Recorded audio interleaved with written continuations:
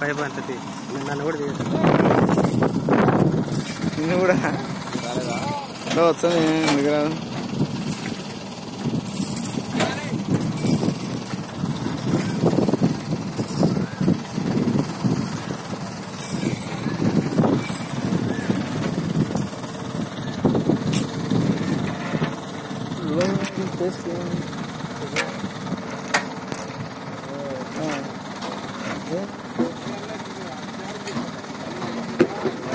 कीड़ा काटा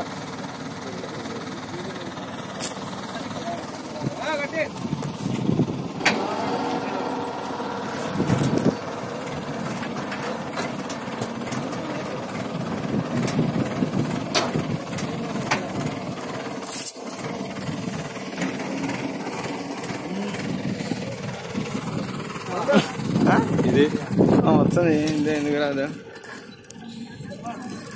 అట్లా పైపు గిచ్చేసి లాగే తిప్పేదా.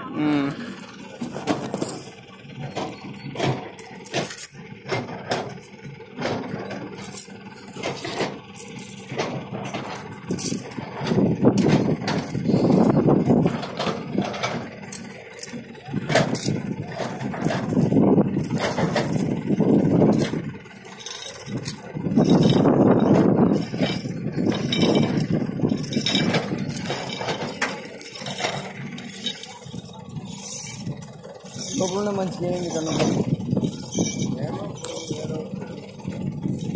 కందరికి గుర్తించాలి అయితే అట్లా పెట్టి.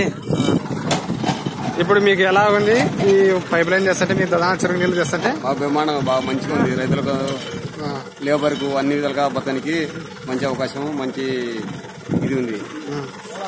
మళ్ళా ఎలా అభినందిస్తున్నారు మీరు ఎమ్మెల్యే గారిని? మంచిగా కోరుకుంటున్నాం ఎమ్మెల్యే గారిని ప్లస్ ముఖ్యమంత్రి గారిని. మాకు లేబర్ మాకు సెంటర్ లేకపోయినా కానీ మాకు అన్ని విధాలుగా అన్ని అవకాశాలుగా కూలి పని చేస్తున్నా కానీ 10 మందికి సేవ బతకనికి భార్య పిల్లలు బతకనికి అన్ని అవకాశాలు మంచిగా ఉన్నాయి. నువ్వు ఈసారి ఎలక్షన్లో ఏ విధంగా ఎమ్మెల్యేకు పాల్గొనాలనుకుంటున్నావు?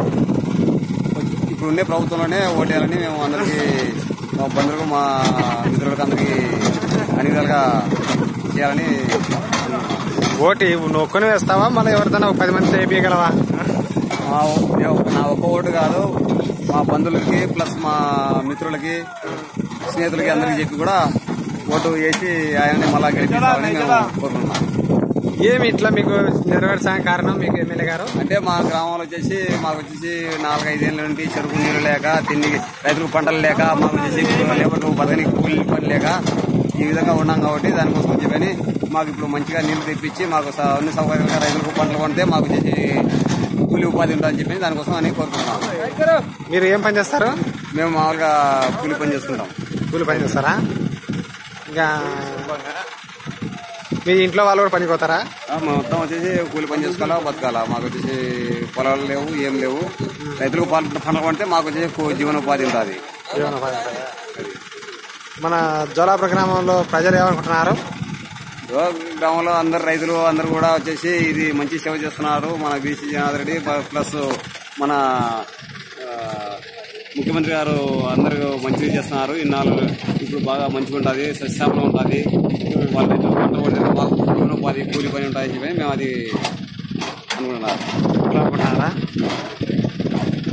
మీరు వచ్చే ఎలక్షన్లో బాగా గట్టిగా పాల్గొని ఎమ్మెల్యే గారికి ఓట్లు వేయాలని అడుగుతారా? అడగరా? తిరగరా?